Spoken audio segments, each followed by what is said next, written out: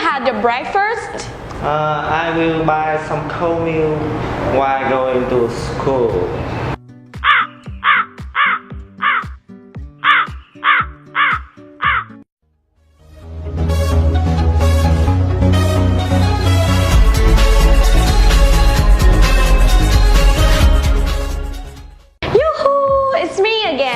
Welcome back to the special Learning English series of Alibaba English Club. Và ngày hôm nay thì mình sẽ hướng dẫn cho các bạn cách để phát âm thật chuẩn âm L trong tiếng Anh. Thực ra phát âm L rất là đơn giản thôi. Đầu tiên các bạn nhớ cho mình, khi các bạn phát âm một từ bắt đầu bằng chữ L thì miệng của các bạn cần phải mở rộng và hàm của các bạn phải thấp xuống, like that. Lunch, lunch. Thứ hai, các bạn hãy nhớ lưỡi của các bạn phải nâng lên và đặt ngay phía sau hàm trên nhé. Rất là đơn giản phải không nào? Chúng ta hãy cùng đến với một số ví dụ nhé. Like, love, lucky. Vậy còn âm L ở cuối từ thì sao nhỉ? Âm L ở cuối từ thì các bạn cũng sẽ làm tương tự cho mình thôi.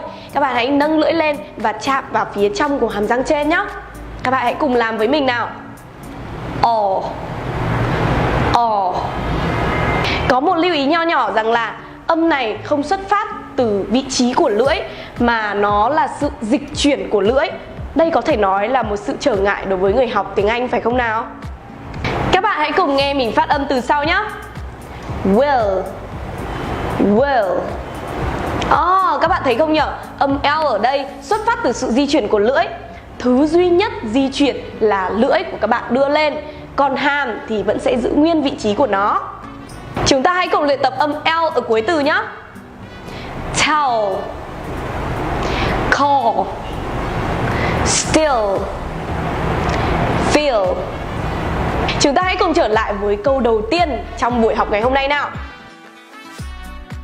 I will buy some cold milk while going to school. I will buy some cold milk while going to school.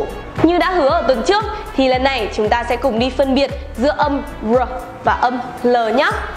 Sự khác biệt lớn nhất của hai âm này đó chính là vị trí lưỡi. Đối với âm L, đầu lưỡi của các bạn sẽ chạm vào phía trong của hàm răng trên. Ví dụ như will, tell. Còn đối với âm R thì lưỡi của các bạn cần phải cong hẳn về phía sau nhé. Ví dụ như where, here. Các bạn đã thấy sự khác biệt chưa nào? Chúng ta hãy cùng đến với một số ví dụ có sự kết hợp giữa âm R và âm L nhé. Ví dụ như world, girl, pearl. Nếu bạn vẫn chưa phát âm thật chuẩn hai âm này thì đừng có lo lắng, bởi vì không ai có thể hoàn hảo được trong vài phút đâu. Hãy xem video và luyện tập thật nhiều để có thể thành thạo được đối với hai âm này nhé.